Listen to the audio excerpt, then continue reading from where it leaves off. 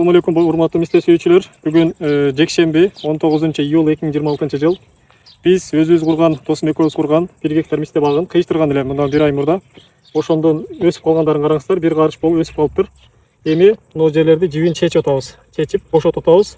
Себеби дегенде бул жер кысып калат. Мына жакынырактан тарткан. Мына жерде карасаңыздар, кадимкидей жиптин изи түшүп кысып калган да. Ошол үчүн 1 ай өтүп өтпөй булардын жибин бошотушубуз абзел. Ошондо гана бул уланган жагы дагы кенен кесири жакшы өсөт.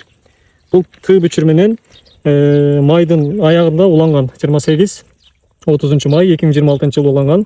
Экинчи кыла турган ишибиз бул жерде бул кыйыштырылган бөлүктү түз асманга өсүш үчүн бул жерден биз байлап коюшубуз керек. Бул жагын стойка катары колдонуп, акырын сындырып албай, акырын тарттырып байлап коебуз. Кийинчерээк дагы аз-аздан тарттыра берсек болот. Иши кылса бул жерде асманга тике өсүшүнө жардам беришибиз керек да. Ошондо гана дагы 1 жыл өскөндөн кийин бул жагынан аралап салабыз дагы. Бул уланган, мөмөсү чоң-чоң болгон жакшы мисте кадимкидей түз дарак болуп өсөт могу жерденчи, уланган жерден. Жакынырактан көрсөтүп коелу. Могу жерден тыйы бүчүр менен уланган. Мына азыр чызыкча болуп, ошол ийизи түшүп калган да. Ийизи түшүп калган. Карасаңыздар, кысып калган. Ошону азыр бошоттук жип менен. Бул жерде болсо эркек, могу көк менен боелгондор эркек мисте дарактар болчу. Эркек дарактардан бул жерде экөө тең кыйыштырылыптыр. Экөөнү улаган экенбиз. Бул ылдыйкысы, бул үстүңкүсү. Бираз жакынырактан тарталы. Мына жакынырактан. Эми үстүңкүсүнүн жиби чечилди экен. Үстүңкүсүнүн жибин дагы чечип коебуз. Чтобы кысып уланган жактын өсүүсүнө тоскоолдук жаратпаш үчүн. Астынан чыккан бутактарды мурдагы видеолордо айткандай эле кесип турабыз. Ол жерден чырмоктор жабышып калат, ото чөптөр жабышып калат. Булардын баарын тазалап турабыз.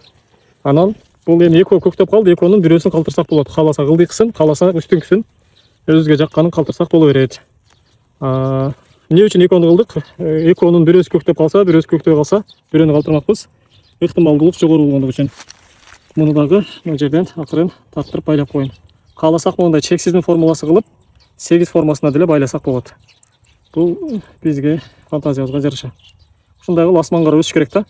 Бул даже 1 жыл өскөнгө чейин тишпей койсо боло берет. 20 сантиметрден кийин ушундай жиптер менен байлап кетишибиз керек. Могул азыр мындан ары үстү жагында жалбыракты алып салсак жараша берет. Бул жалбырактын уже кереги жок, себеби өзүнүн жалбырагы фотосинтез кылганга жарайт.